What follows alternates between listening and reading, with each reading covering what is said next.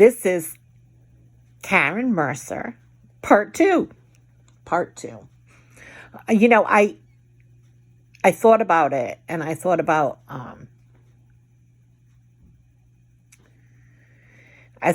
my mother's tenure in the school department, and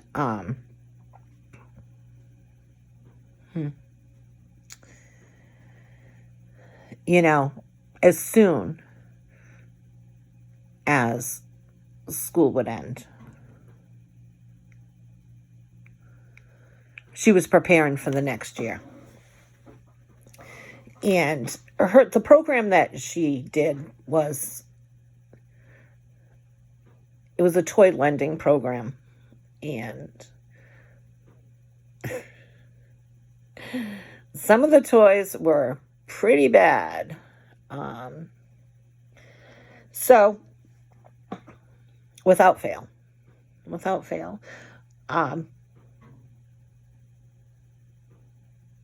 school would end, and it would be yard sale time. Now, it wasn't just yard sale time. My mother had put it out there to all family members, friends, families, whatever, that her program was in need of toys. Now, the program was learning through play, and they also did activities. Preparing these children. A lot of them didn't speak English. She was teaching them English through play. And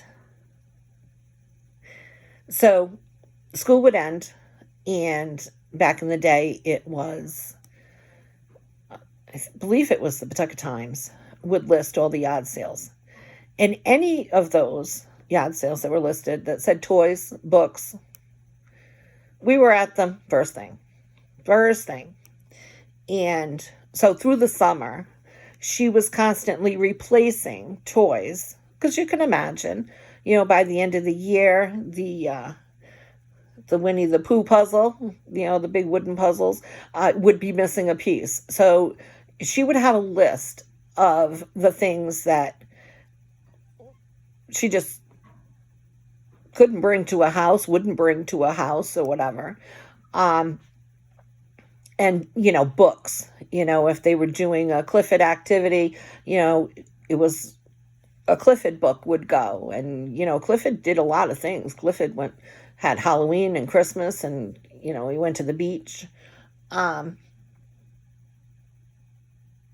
Speaking of the beach,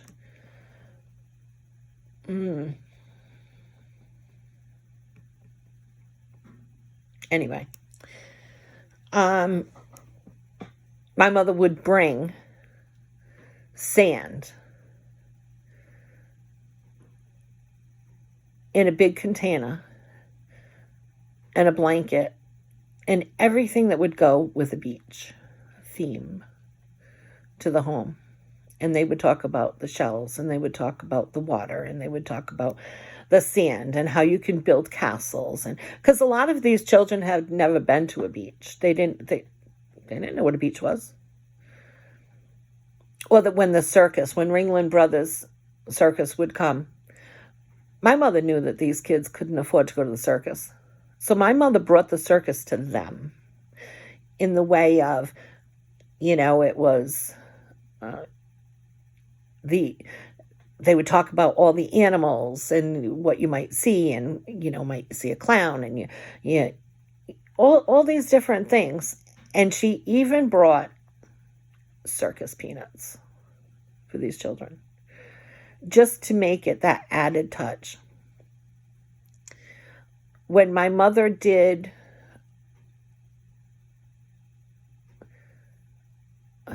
what is the book? I have to get back to you on it. I don't know the title of the book right now. But anyway, it had to do with baking bread. my mother would go to Stop and Shop, their bakery, and get cornbread. So that at the end of the lesson with the book and talking about the book and talking about, the different things, and she'd bring little props, and it was I think it was the little red hen. Anyway, I should know this. And she would bring the cornbread, because at the end of the story, the hen had made bread, and my mother would bring that as a treat, and she'd make sure that she got a big enough packaging of it, so that not only were they going to be able to enjoy it for the lesson, but the family would be able to enjoy it as well. All these extra addeds, and my mother right now, if she was sitting across from me, she would probably be telling me the stories and talking about the lesson plans and things like that. But my mother was not one to go out and say, oh, and I did this and I did that. My mother was not that person. Both my parents were, the best good deed that you can do is one that nobody knows about, right? So anyway, so Karen, if you think I'm new to the community, I'm not. Far from it. Getting back to the toys, my mother would go to the yard sales, and any toy that looked like it could sustain the year, or puzzles or books or anything in great shape, my mother would pick up out of her own pocket, Karen. So she wasn't feeding these children a Thanksgiving dinner. I appreciate that you did that. One day out of 365, I think that's amazing. Thank you so much. I'm sure that they appreciated it. My mother walked the walk. She didn't just talk the talk. Okay? So,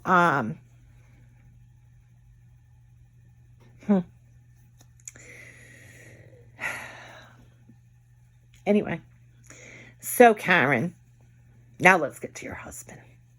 Now let's start talking about your husband, because you don't like when people bring you into your husband's situation or all of that. So let's reverse that a little bit. You have brought light to yourself. So let me just explain to you my position.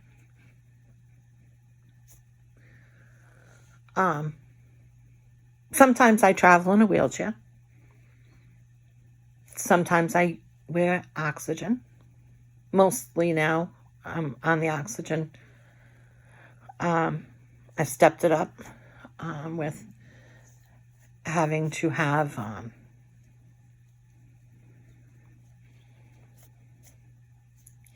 the battery operated oxygen. So anyway,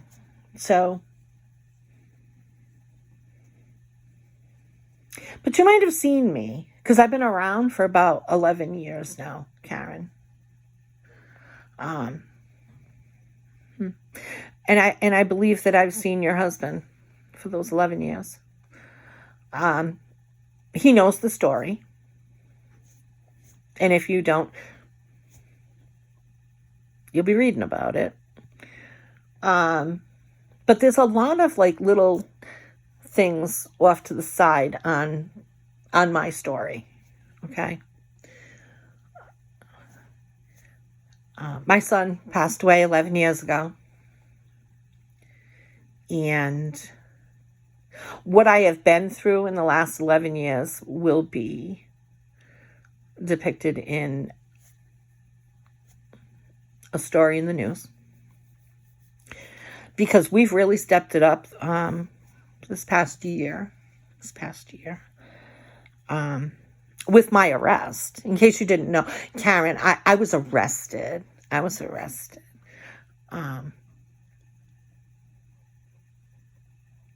And if you like, you can give me a ringing dingy, and I will give it to you. In fact, I have the testimony from that arrest. And I have the police report. If you'd like that too, that's well within your right to have. So I don't have a problem giving it to you. But you could go down to Frank Milos's office and request it. We are now in Superior Court.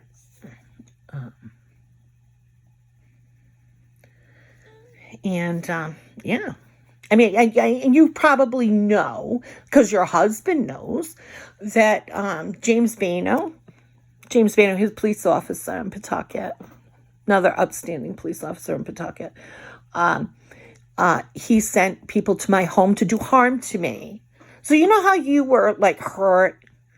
Oh, you were hurt. You were sad. Did you cry? Yeah. Right. See, I don't have time to sit around crying. You know why I don't? Because I have to keep myself, my family, safe from people coming to do me harm. Karen. Things that your husband is very well aware of. Very, very well aware of. But let's get back to one of my last conversations with your husband.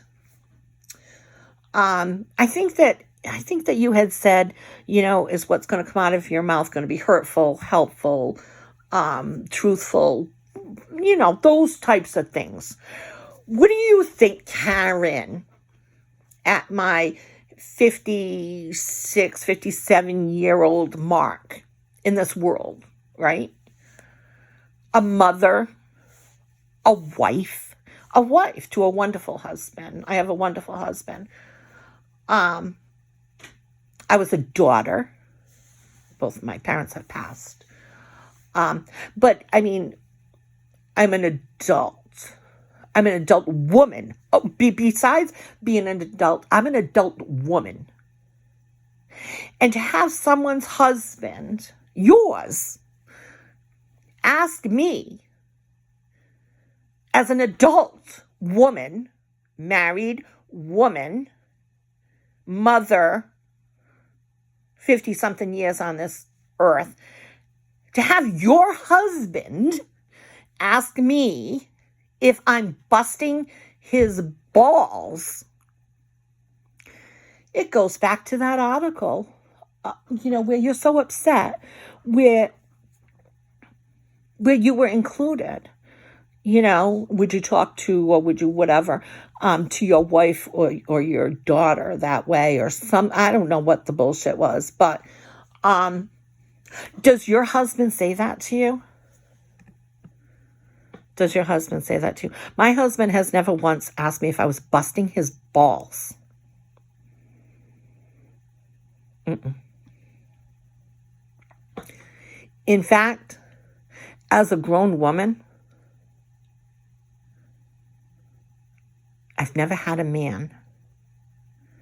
grown-ass man, ask me if I was busting their balls. Now, let's talk about what I was talking about. What was I talking to your husband about? As I said, I travel in my wheelchair. I have oxygen. The discussion was about the fact that in order for me to go into the police department, you have to go through City Hall. And, they've always been plugging City Hall as not safe. I actually did send some samples to a lab years ago. And I brought it to their attention that, there was friable asbestos, there's mold, there's this, there's that. And nobody cared. But anyway, because of the leak in City Hall, in case you're not keeping up with it. Yeah. So like I said, I travel in a wheelchair with oxygen. And in order for me to get over to the police department, I have to go into City Hall. City Hall, they've been talking about closing it and everything. So I was discussing with him, what's plan B? What's plan B for anybody like myself that would need to get into the police department? The police department does not have handicapped accessible anything. So, and they actually open it as a warming and cooling center. So I'm not exactly sure what's up with that. So on a rainy day or a very snowy day, that elevator doesn't work. So I was trying to get like his idea of what would plan B look like? How would someone like me be able to get into the Pawtucket Police Department? Besides that, if you're using it as a cooling and warming center for people, they would have to use City Hall for a restroom. And the only restroom in City Hall, I believe, is on the second floor. So you'd have to use an elevator. So like these are all like, okay, so you can go to the police department. You can only get into the police department if City Hall is accessible, which it's not, because supposedly it's so bad for people to be in that building. The other thing is, if it rains or if it snows, that elevator is not taking you anywhere because of the flooding situation from the tower. So I was asking your husband to give me a little bit of feedback of what is this going to look like for someone like me if I needed to get to the police department. And also my concern of, if it rains while the City Hall is still open, how does somebody like me use the elevator? If I can't walk up the stairs in that building and I have to use the back entrance and get on the lift for handicap, go down to the basement that's on a rainy day or a snowy day that's melting, is flooded. You can't use those things, and you definitely can't use an elevator. So my concerns were met with, are you busting my balls? No, I think that the city is busting mine. I think that is the most ironic part of this, is that they're busting mine, right? Is that what we're doing? Is that what we're saying? I don't have any, but I'm just, I don't get it. I don't get it. He wanted to know if I was busting his balls. They now have their meetings over on Freight Street. And that's, because they need people to be able to access it. But nobody has gone any further than that. Can access a city council meeting, but cannot go to the clerk's office, can't go to the mayor's office, can't go to on a rainy day, can't get to any of those anyway, but can't get to the police department.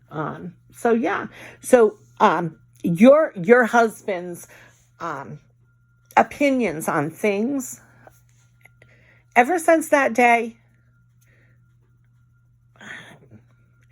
I worry. And it's not even just that day. I mean, just the mere fact of the Dolan situation. And come on, Karen. Karen, you do know who Dolan was. Your husband knew who Dolan was. And go on YouTube. You'll see.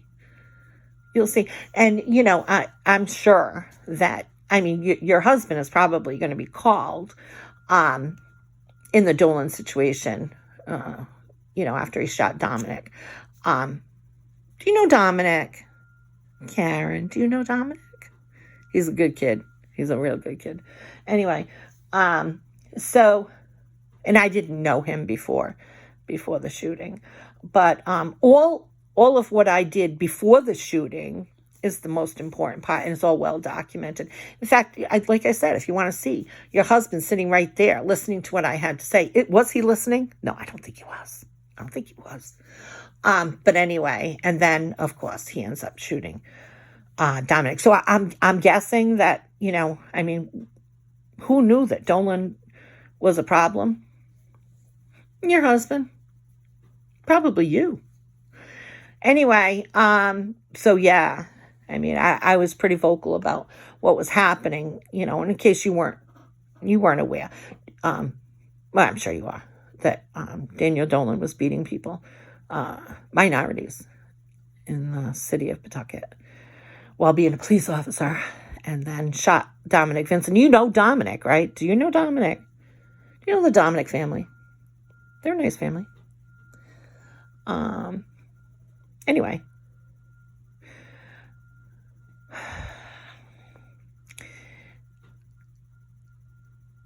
I think it's ironic, the things that come out of your husband's mouth. And you're worried about it. You're worried about what somebody else is saying to include you. Can you only imagine? Can you only imagine how furious my husband was?